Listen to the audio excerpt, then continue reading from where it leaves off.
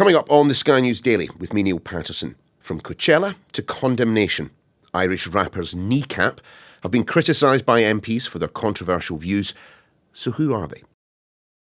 The first 100 days might be over, but President Trump is showing no signs of slowing down. America will soon be greater than ever before. So we're continuing to follow every twist and turn of this remarkable presidency. And trying to make sense of what it all means for the US and for the rest of the world. So join me, James Matthews. Me, Malta Kellner. And me, Mark Stone. For Sky News Trump 100, wherever you get your podcasts.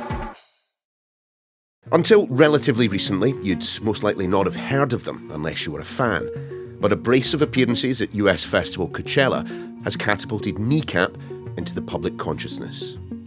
The three members now face cancellation: Mochara, Mowgli Bap and the perpetually balaclavaed DJ Provi. And funnily enough, it's not really to do with their music, none of which we are able to play in the podcast, I'm afraid, thanks to rights issues. But I'd describe it as a fusing of Gaelic and the English language with a sharp satirical edge and a line in post-Troubles republicanism. Instead, it's the way they've expressed their views, most notably on Israel-Palestine, but also politicians. And now, they're being investigated by counter-terrorism police. MPs are calling not just for their heads, but for their Glastonbury performance to be cancelled. So does the Home Secretary agree it would be unconscionable for Kneecap to appear, at least whilst the police inquiry is underway?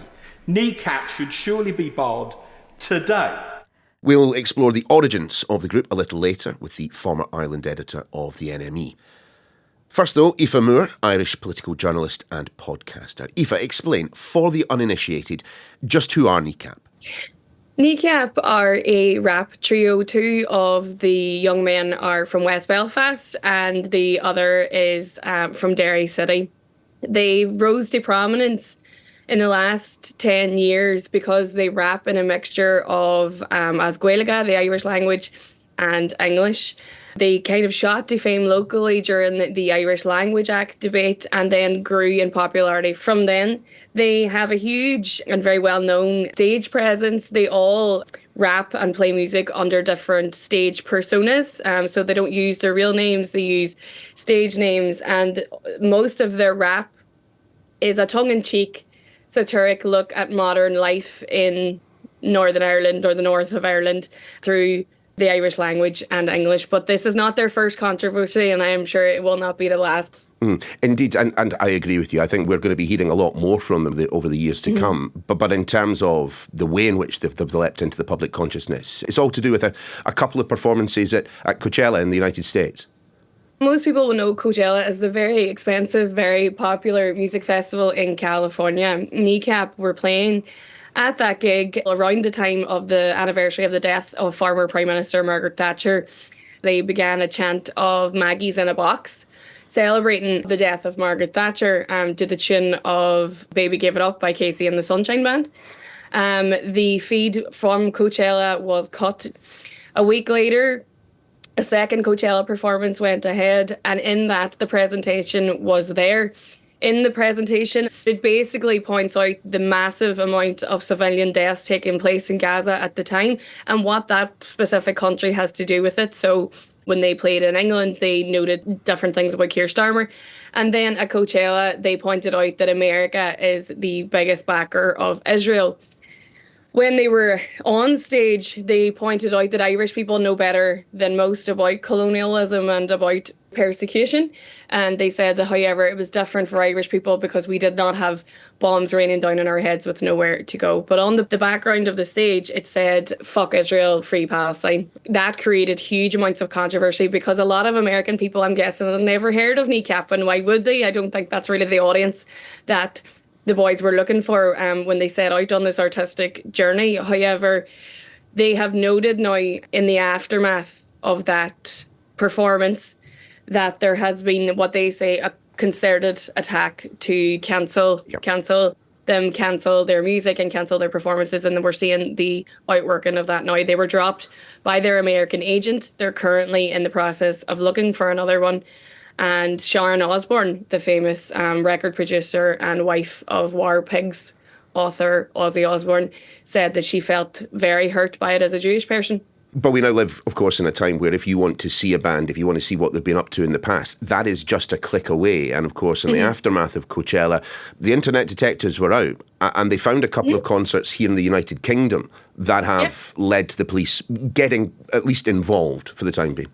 Performances a number of years ago, one allegedly, I haven't actually seen this, but one allegedly notes that one of the members says, "Up Hezbollah, up Hamas."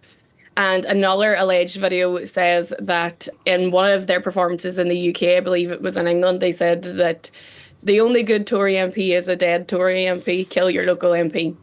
So those 2-3 videos have emerged in the last couple of weeks. What's been the response from the band? So a statement was put out on social media by Kneecap in which they said that they apologised wholeheartedly to the families of MPs who have been murdered. They said for the entirety of their career as a band that they had only advocated non-violence and their message generally was love and equality, and they are non-sectarian and they've built their base around being non-sectarian, and we've seen that from their charitable donations before in Northern Ireland.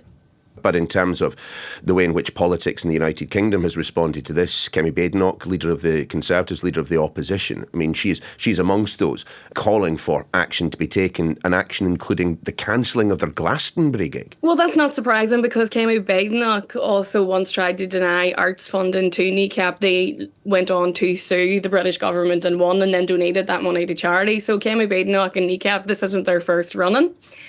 Kemi Badenoch and the number of politicians, both Labour and Conservative, that we've heard from in the last number of days have called for the likes of Spotify and Apple Music to stop platforming their music. They're asking the people from Glastonbury not to have Kneecap there. And again, I think what Kneecap's statement rings true here is that the message is no longer about genocide of civilians in Gaza. It's now about 3 rappers from the north of Ireland who most of their music is about taking drugs with politicians as a joke, now what their political beliefs are.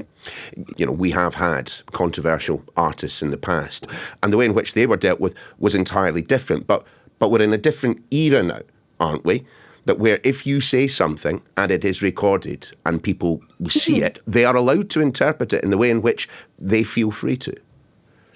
Yeah, and I think Kneecap have never shied away from that. You know, I think we have to get back to the focal point here is that these are 3 men in their 20s whose biggest hit is about taking ketamine with the First Minister.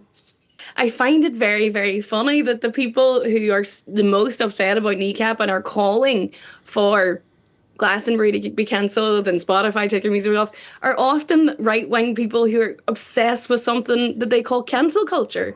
So surely this is the ultimate type of cancel culture because these artists have free speech. They are allowed to put on a show and they say what they say and they have a message. And then when you don't like that, you want them to remove from Glastonbury. And as I said, this isn't Kneecap's first controversy. They have been told off by politicians before, but I think this one has put them on a global stage. Sure, but that relationship that the island of Ireland has enjoyed broadly with Palestine, I mean, that dates back decades, in fact, doesn't it? Yeah, and it's the fact as well, you know, I think for a lot of maybe the UK, and I'm speaking very broadly here, but for a lot of people in the UK, you know, the notion of Gaza only really came apparent in their lives after the 7th of October. So it's a very unifying thing in Ireland. Ireland is part of the ICG case against Israel in the genocide case, and there is an Irish lawyer arguing against Israel in that case as well. So Ireland, along with Spain and Belgium, has been one of the countries speaking out against Israel. And even yesterday, our Minister for Foreign Affairs was asked about the Kneecap controversy, and he said he didn't want to talk about Kneecap, he wanted to talk about genocide. So I think it's pretty united where Ireland is on this subject. Thanks, Aoife. So a group on the rise, but plagued by controversy, some of which they've clearly courted, some they've felt the need to apologise for. So how did Kneecap's beginnings shape them? What set them out on this combative path? Steve Cummins is the former Ireland editor of the NME. Steve, so where did they start? I first heard of Kneecap probably around 2017. They just brought out their first single, Cearta, which means rights, and it was around the Irish Language Act and around kind of activism around the Irish language in Northern Ireland. That song got banned from an Irish language radio station in Ireland. And that's kind of the first I heard of them, 2017. But they kind of emerged in this background around the Irish language and around activism in Belfast. So you have the two rappers, Mowgli Bap and Makara, Nisho Carlon and Limo Gohana are their real names. They're from Belfast. And then DJ Provy, who is JJ O'Doherty, who was from Derry. He was a music teacher in an Irish language school in Belfast. And the three of them met around about 2016, 2017 on Cultureland, which is an Irish cultural centre in Belfast. And just to give you some kind of background, Nisho Carlon's family would have been heavily involved in activism around the Irish language. So his father, Garrod Carlon, in the kind of 80s and 90s Belfast, would have established the first Irish language radio station in the north of Ireland. He would have also co-founder of this cultural centre on Cultureland. And that's where the three of them met. Yeah, Steve, just on that, explain the debate, the argument around the use of the Irish language for those of us who are not as tied up in it as clearly they are. In Northern Ireland and in Belfast particularly, I suppose, identity is a huge thing. And post the Good Friday Agreement, one of the things that I think the community who identified themselves, I suppose, as Irish and wanted recognition of the Irish language. In the same way, I suppose, it's recognised in Wales and in the south of Ireland. So how then would you describe their music? I mean, clearly, from what we've already discussed, there is a political edge. There's very much a political edge. Their background is in activism and identity. And they're from a part of the north of Ireland where those two things kind of, go hand in hand. The music is hip-hop. The most distinctive thing when they emerged was they were rapping in Irish. Ciarta, the first song, I think is almost entirely in Irish. Later, they kind of fused Irish and English, and they moved between the two. And they're not really a hip-hop act. I would regard them more as a kind of a rap punk act. The music has elements of hip-hop, but it's also elements of dance and rave and techno. Their attitude is very much that kind of punk, provocative attitude. And they probably could only have emerged from Belfast and from the north. I don't think you would get an act in the south of Ireland who would wear a balaclava, who would get away with it in the way that they did initially. What was that supposed to represent? A tricolour balaclava, the band name Kneecap. There are lots of flavours of kind of the sharper end of Irish republicanism, at least in the way in which the group styles itself. Yeah, I think they were being provocative, and they're also kind of poking a little bit of fun at it. The origin of the name Kneecap, of course, comes from that kind of punishment would have been dealt out to drug dealers in particular, but touts, I suppose, in Northern Ireland as well. It was a punishment beating by the IRA, but it also has its origins in Irish language as well. There's that juxtaposition. The phrase "kneecapum" means "I don't think" in Irish, which sounds like kneecap, and I think there's an element of that brought into the name. But I think it's also the things that they're rapping about, taking drugs, dealing drugs, going out partying, and things like that, are the things that would have 20 years or 30 years previously probably have got them kneecapped in Northern Ireland. So they are poking a little bit of fun at it. And I think the DJ Provy character and the balaclava thing is characterisation. They're very different lads in person. And I think that they're a bit of fun, bit of seriousness. They wrap around social issues around them. Like the song Sick in the Head kind of deals with mental health, which is a massive issue in Northern Ireland in that kind of post-conflict trauma. But I think that's coming from, Nisho Carlon, Mowgli Bap has spoken in the past about having that gambling addiction and mental health issues that arose from that, and he's written a play about it. There is serious aspects to it, but it's also all done with a bit of fun as well.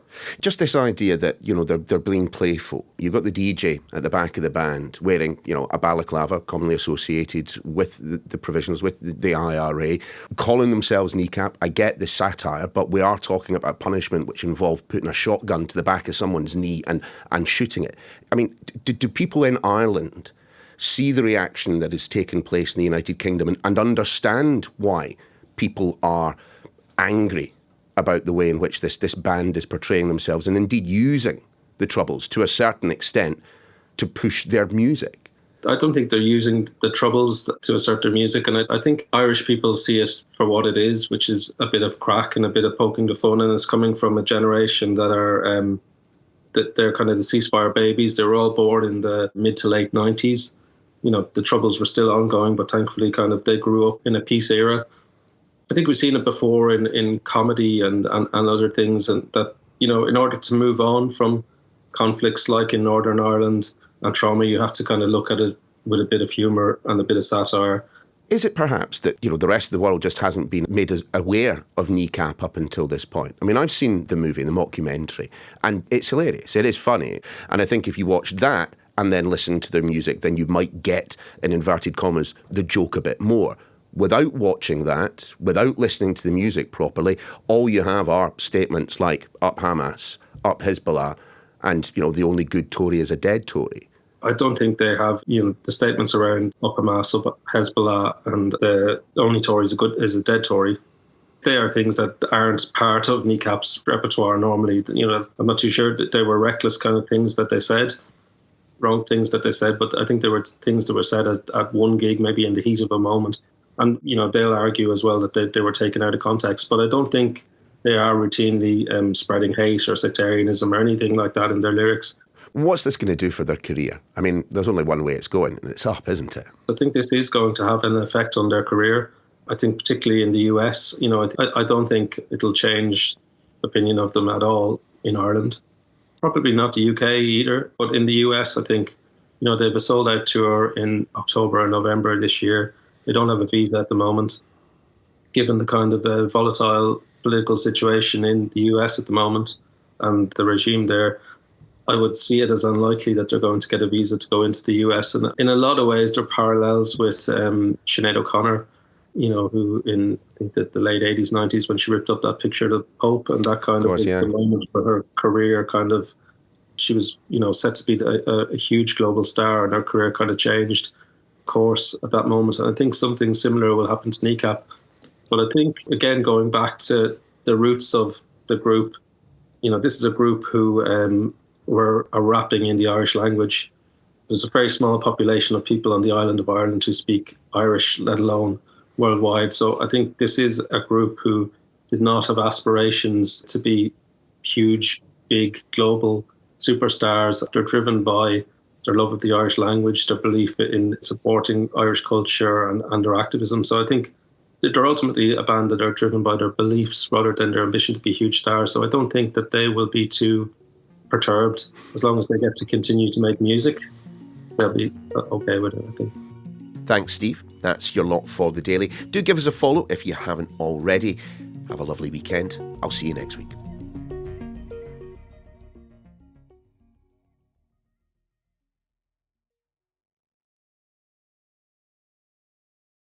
The first 100 days might be over, but President Trump is showing no signs of slowing down. America will soon be greater than ever before. So we're continuing to follow every twist and turn of this remarkable presidency. And trying to make sense of what it all means for the US and for the rest of the world. So join me, James Matthews. Me, Malika Kellner. And me, Mark Stone. For Sky News Trump 100, wherever you get your podcasts.